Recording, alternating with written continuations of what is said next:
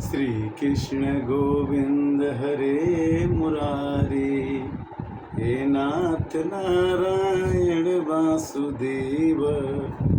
आज 241 मानस ज्ञान चर्चा करेंगे कि मनुष्य की आत्मा को परम गति कैसे मिलेगी। मनुष्य की आत्मा जो है उसको परम गति होने के लिए श्री कृष्ण भगवान से अर्जुन कहते हैं कि चंचल ही मन कृष्ण प्रमाथि बलव दृढ़म तस्याहं निग्रहं मन्ये वायुरोहि सुदुष्करम। हे भगवान, मन बड़ा चंचल है। अगर हम भगवान का नाम जपते हैं तो कहीं और चला जाता है, और जैसे वायु को कोई नहीं पकड़ सकता, बहुत कठिन काम है, उसी तरह से मन को, चंचलता को कोई पकड़ नहीं सकता है। और फिर क्वेश्चन करते हैं कि चिन्नो भयो विभ्रष्ट छिन्नाभ्रष्टमिव नश्यति अप्रतिष्ठो महाबाहो विमूढ़ो ब्राह्मण पथि। क्या वो भगवान के प्रति मार्गदर्शन में मोहित आश्रय रहित पुरुष छिन्न भिन्न बादलों की भांति दोनों ओर से भ्रष्ट होकर नष्ट नहीं हो जाता। अर्जुन ने प्रश्न किया कि अगर हम भगवान का भक्ति करते हैं, भगवान का भजन करते हैं और किसी कारणवश भगवान की भक्ति, भगवान का आशीर्वाद नहीं मिलता है, तो क्या हमारी भक्ति जो पिछले जन्म में हमने किया है तो बादलों की तरह से छिन्न भिन्न हो जाती है क्या? श्री कृष्ण भगवान ने कहा कि इसमें संशय करने की कोई जरूरत नहीं है। कहते हैं कि प्राप्त पुण्य कृताम लोकाम अनुसित्वा शाश्वती समा शुचीनाम श्रीमताम गेहे योग भ्रष्टो अभिजायते। अगर आपने पिछले जन्म में भगवान का नाम का जपन किया है, अध्ययन किया है, हरे कृष्णा कृष्णा कृष्णा हरे हरे, हरे राम राम राम किया है, तो आपको अगले जन्म में किसी अच्छे घर में पैदा होंगे जहाँ भगवान की चर्चा होगी और आपको भगवान की चर्चा से जोड़ दिया जाएगा। लिखते हैं योग भ्रष्ट पुरुष पुण्यवानों के लोकों में स्वर्ग आदि उत्तम लोक को प्राप्त होते हैं। जो भी आदमी पुण्य करता है उसको तो अच्छा लोक मिलता है, किंतु पुण्य लोक प्राप्त होने के बाद, उन्हें बहुत वर्षों तक निवास करने के बाद, आचरण करने के बाद, वही आत्मा किसी श्रीमान पुरुषों के घर में जन्म लेती है। और क्या होता है कि अथवा योगिनामेव कुले भवति धीमताम् एतद्धि दुर्लभम तरम लोके जन्म यदीदृशम। वैराग्यवान पुरुष उन लोकों में न जा करके ज्ञानवान योगियों के कुल में जन्म लेता है। अगर मान लीजिए कि आप ज्ञानी बन गए और फिर आपका वैराग्य पूरा नहीं हुआ, तो अगले जन्म में किसी योगी के घर में आपका जन्म होगा। परंतु इस प्रकार जो जन्म है वो संसार में निसंदेह अत्यंत दुर्लभ है। हर एक आदमी महात्मा बन जाए, लाखों करोड़ों में बनने वाली क्षमता है, क्योंकि तत्रतम बुद्धि संयोगम लभते पर्वदेहिकम यतते च ततो भूयः संसिधो कुरुनंदन। वहाँ वो पहले शरीर में संग्रह किए हुए बुद्धि संयोग को, समबुद्धि योग को, संस्कारों को अनायासी, अगर पिछले जन्म में कोई भगवान की भक्ति किया हुआ है तो अगले जन्म में जाने पर वो समबुद्धि रूप होकर के उसके संस्कार द्वारा अनायासी प्राप्त हो जाता है। हे कुरुनंदन, हे अर्जुन, उसके प्रभाव से वह फिर परमात्मा की प्राप्ति की सिद्धि के लिए पहले से बढ़कर प्रयत्न, मतलब आपने पिछले जन्म में भगवान का नाम जपना शुरू किया है तो अगले जन्म में भी आपको भजने की मन करेगा और आप कर पाएंगे। कैसे कहते हैं कि पूर्व अभ्यास न तेनैव हीयते हैवसोऽपि सः जिज्ञासु अपि योगस्य शब्द ब्रह्माति वर्तते।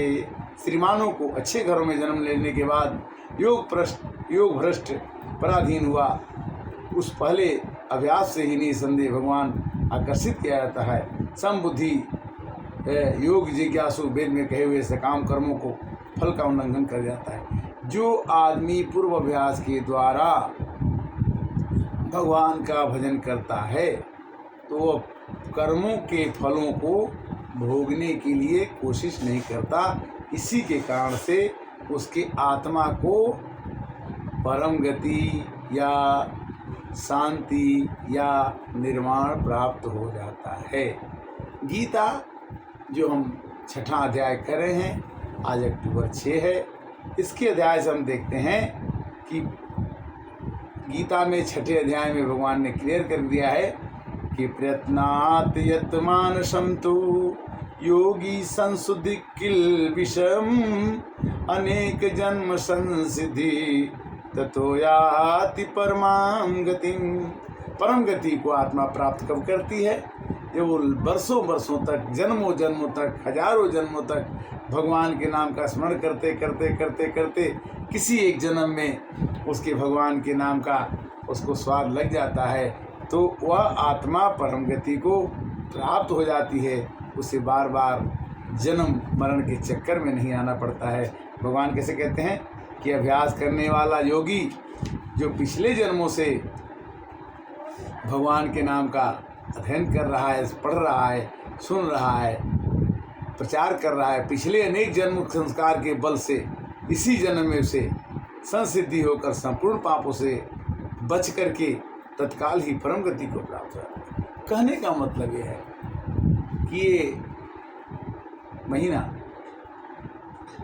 जो 29 तारीख से चल करके 14 अक्टूबर तक है, ये पितृपक्ष है। पितृपक्ष में सभी पितर, हर एक आदमी, नाना नानी, सास ससुर, भाई बहन, जितने लोग बने हैं वो पृथ्वी पर आते हैं और उन लोगों को राम की कथा उनके पूर्वज अगर कहते सुनते सुनाते हैं तो उन्हें बहुत अच्छा लगता है कि मेरे परिवार में, मेरे कुल खानदान में कोई भगवान का भक्ति कर रहा है, जिसके कारण से उनके कानों में ये शब्द सुनाई पड़ते हैं और सुनते सुनते उनके आत्मा को जो दूषित किसी कारणवश किसी अवस्था में है तो उनको बड़ा आनंद मिलता है। भगवान कहते हैं कि मेरे को स्मरण कर रहा हुआ किया हुआ समय आपका व्यर्थ नहीं जाएगा। क्यों?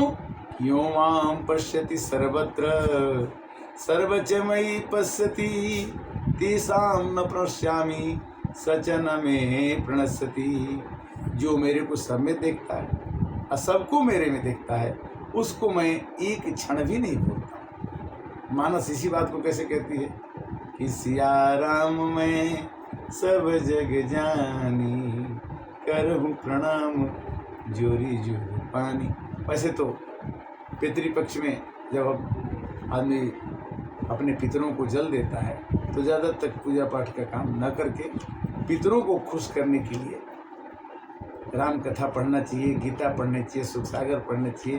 वैसे पितरों में भी जो पितरों की कृपा हो जाए, अगर पितर खुश नहीं होते हैं तो वो अपने जो अधीनस्थ हैं उनको कष्ट होता है, उनके परिवार में तरह तरह की बाधाएं आती हैं। इसलिए हमें सब प्रयत्न करके अपने पितरों को खुश करने के लिए गीता का पाठ, रामायण का पाठ, भजन कीर्तन करते रहना चाहिए, जिससे कि पितृपक्ष में हमारे पितर हमारे संस्कारों से, हमारे सुंदर विचारों से उनको ये लगे कि हमारे बाद में जो पीढ़ी आई वो खराब न हो जाए।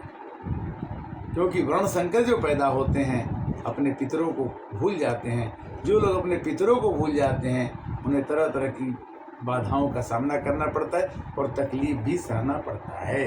इसलिए भगवान कहते हैं कि पूर्व अभ्यासेन तेनैव हेतु है वसो अपि सह जिज्ञासुपि योगस्य शब्द ब्रह्मति वर्तते।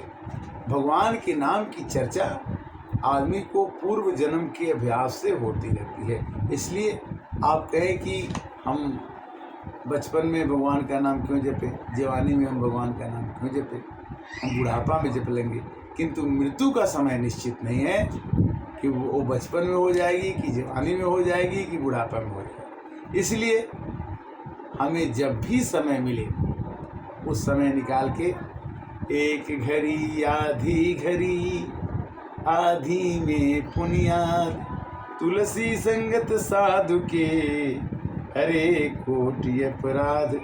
हम जिस चीज़ को प्राप्त करने के लिए अपने जीवन में दौड़ लगा रहे हैं कि मैं ये प्राप्त कर लूँगा, तो प्राप्त करने के लिए इतना आसान नहीं है।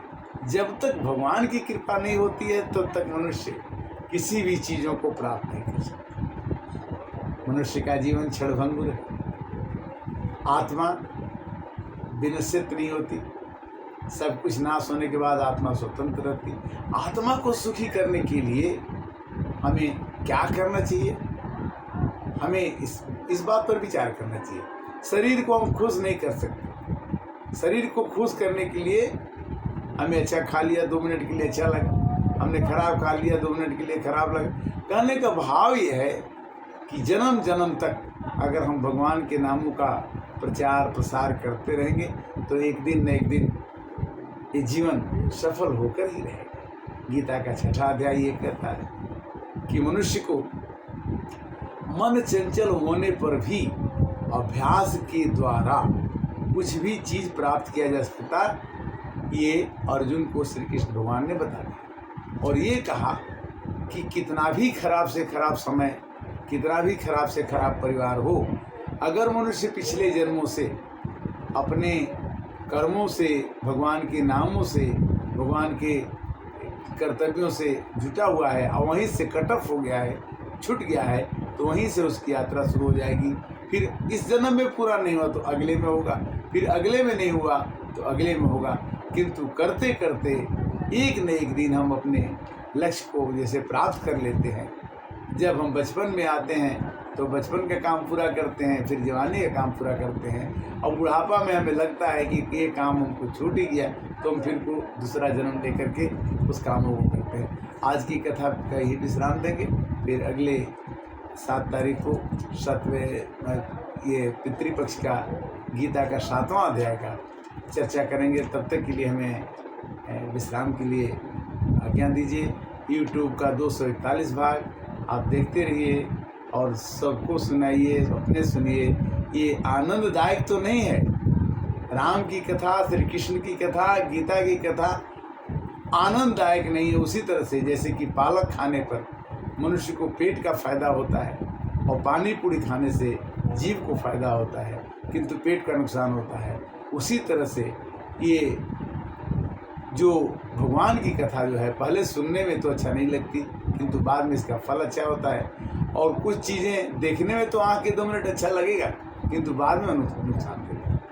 तो श्री कृष्ण गोविंद हरे मुरारी, हे नाथ नारायण वासुदेव वासुदेवम सर्वमिति स महात्मा सदुर्लभम। हरे कृष्णा कृष्णा कृष्णा हरे हरे, हरे राम राम राम हरे हरे। आप सबको सादर नमन। और चूँकि हम अभी कुछ घरेलू कार्यक्रम में व्यस्त हैं, फिर भी भगवान का नाम लेने के लिए व्यस्तता को तोड़ करके भी हम आपके समक्ष हाजिर हैं। क्षमा कीजिएगा। बहुत बहुत धन्यवाद। हरे कृष्णा।